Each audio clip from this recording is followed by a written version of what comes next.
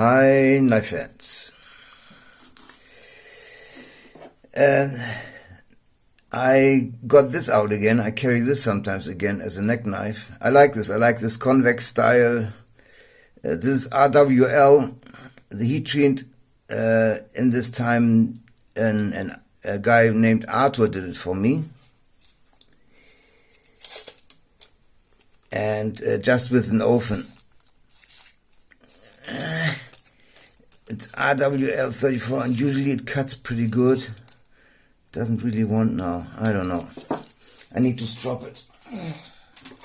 But I like knives like this. I like convex. But I want to talk today about hardness. And this year is a totally different knife than this year. Yes, I put on my MagnaCut White River a new handle. This MagnaCut is so much sharper, holding the edge better. Look at this. This goes through there like a laser, really like a laser. This is totally different than the MagnaCut I got from White River here. And because MagnaCut was new there, I just got it when it came out. And I went for the hype. This was 230 bucks. It's the most expensive knives I bought myself. I had more expensive knives, but that's what I spent on a knife. And this cuts nice too, but it's in the same ballpark like my S30V blades. They are 59 to 60 Rockwell 2. In the moment, even this feels a little bit better. That this S30V cuts a little bit better than this MagnaCut here. And this is a problem. I had many expensive blades. I bought S90V, S110V. The S110V, with my modern cigarette paper check, it was even hooky. And it wasn't really hard. This is the MagnaCut again. It feels sometimes a tiny bit hooky too.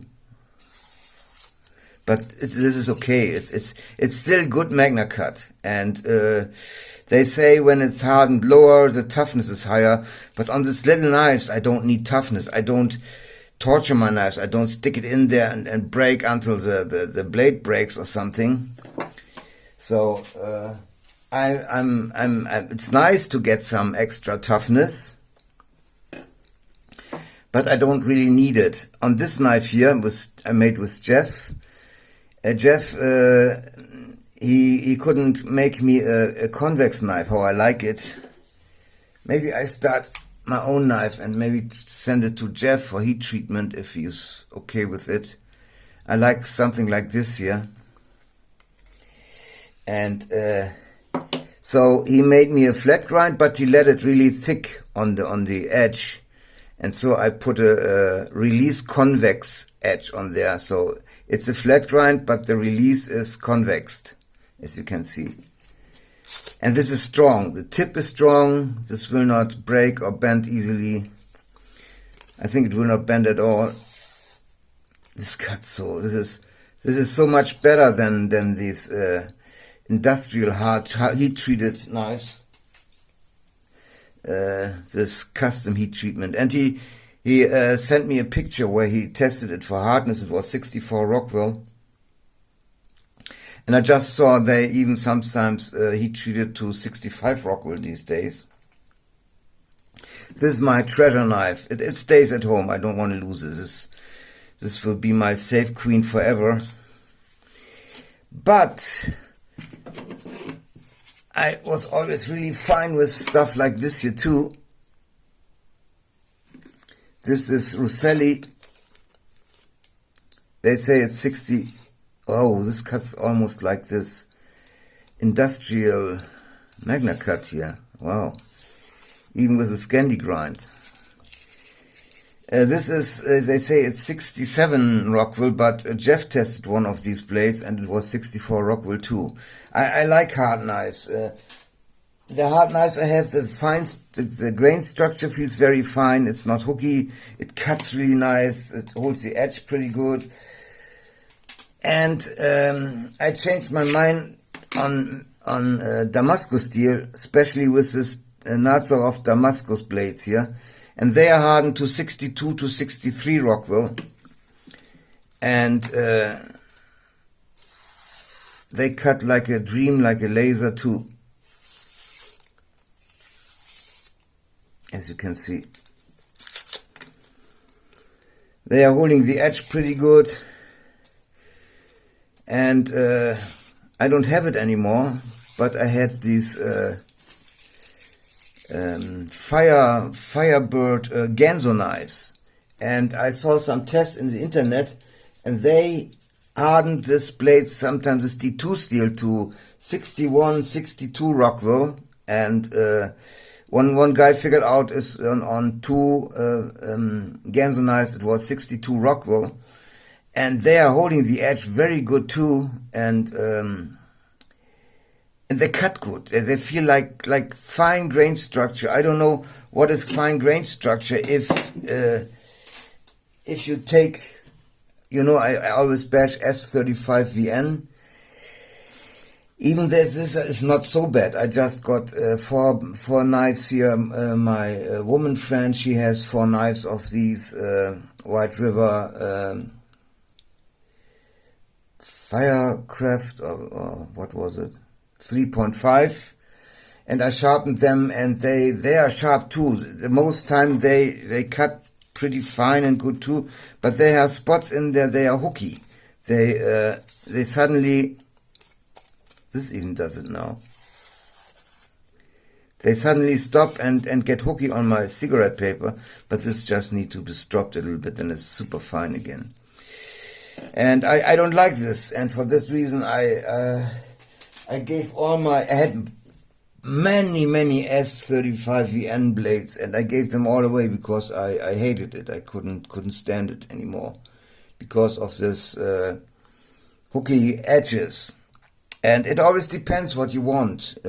Like I said, I welcome toughness, but in first place on smaller knives I want to have them being good cutters, and but not just being good cutters and being dangerous thin, because everybody is today, they are talking about slicers and slicey knives, and okay, I like slicey knives good, but this knife is very slicey too, and it's not very thick, but it's thick enough and strong. The tip, everything is thick enough and strong. This will not break. And like I said, I'm not a big fan of toothy edge, and it's kind of a hype. It's kind of a fooling the people with just names, and I fall for it when this came out, this Magna Cut in 59 to 60 Rockwell, and I shouldn't have bought it. I should have waited and by the later versions. I think today they heat treated to 63, 64 Rockwell too. And so, and like I said, I had many S90V, S110V. This stuff is expensive, but this guy I got it from, he heat treated to only 58 Rockwell. And I just yesterday found a guy, actually I watch his channel a little bit longer. He is saying that if you have this low heat treatment or bad heat treatment, this super steels are many times not better than the budget steels. And I think he is right. He is really right. This S110V, I made some blades. This was very hooky too, and I didn't like it at all. And like I said, the problem was just only 58 Rockwell. This is yeah, it's not how I want it. Okay, 59 to 60 is okay on this S30V. I like S30V a lot. I wish this White River company would have stayed with S30V steel. This S30V cuts This cuts almost like my Magna Cut. That's the reason I carry it around. And later on, my friend Waldbär, he told me that this a company here, the shop, they still have more S30V. I use this a lot and I never dropped it. I hope it's cutting. Yeah, it's cutting like a dream. S30V is much better in my eyes than this S35VN. And I'm fine with S30V in 60 Rockwell. And yeah, but this is something different. This is something out of the space. This cuts clean and good like nothing else. I have nothing else what cuts cigarette paper like this. This is my ultimate test to cut, to test knives in cutting ability. This machine there with this little string, or even I don't know what it is, what they cut there. This you get a little point, and you can manipulate it by cutting faster or slower, and you never know if the whole edge is good and is cutting good. And this is my top knife here. It has a good size. It's actually pretty still knife, light enough to carry it around, and I would carry it around if we wouldn't be in the situation we are now, that I can lose it somewhere. By the way, I thought this is actually my typical Udo Pucko model, and I saw there's a nice knife. I like it. It's a little bit small. It's Spyderco Street Beat in small. It's called a Spyderco Subway Bowie. I like the name, because in the future they want to make it forbidden here in Germany that you can carry knives on subways and trains and stuff like this. And so I got the idea, because I called my knives, my designs, even this is not my designs, but I modified this really heavily. It actually became my design here, that I call my knives the Subway Puccos. These are my Udo Subway Puccos. Because I will carry them illegal in the subway. So that's a nice name, the Subway Pucko. And I like the Spyderco knife. It's an LC200N. I had the blade in this steel too, and I think the steel is pretty nice. It's very rust resistant too. You can use it for diving knives and stuff like Magna Cut or this H1 stuff. But I had, for a long time, I carried this H1 steel, and this was soft. This was really soft. I didn't like this. I had to sharpen it all the time. Yeah. If the situation wouldn't be like this, I would consider to buy a Subway Bowie, the Spyderco Subway Bowie, an LC200N now. But I said, as long we don't know what will be allowed here in the future to carry, I will buy no knives anymore here, especially not in Germany. And yeah. Okay. Love the design of this knife. This is I like that it's smaller, that it's lightweight. I'm a huge fan of this design. But the Magna Cut is this is super hyper Magna Cut you can fall for, but not this industrial hardened. No, this is the S30V. This is industrial hardened Magna Cut. And I even heard this Hoke Decker, or what the name is, and some other Magna Cut knives. They are not good at all, because the heat treatment isn't good. And so I was falling for the hype too. I went too early to buy this Magna Cut in 60 Rockwell or under 60 Rockwell, and yeah. But I still like it. I still love it, and so it must be even tougher than than this blade here. But like I said, I don't care so much about toughness. I would prefer my toughness about strength. I'm a fan of slicey, but I'm not a fan of making blades so thin that they can break very easily. And yeah. But in the next future, I think into the city, I carry this under my t-shirt again. Now that cuts.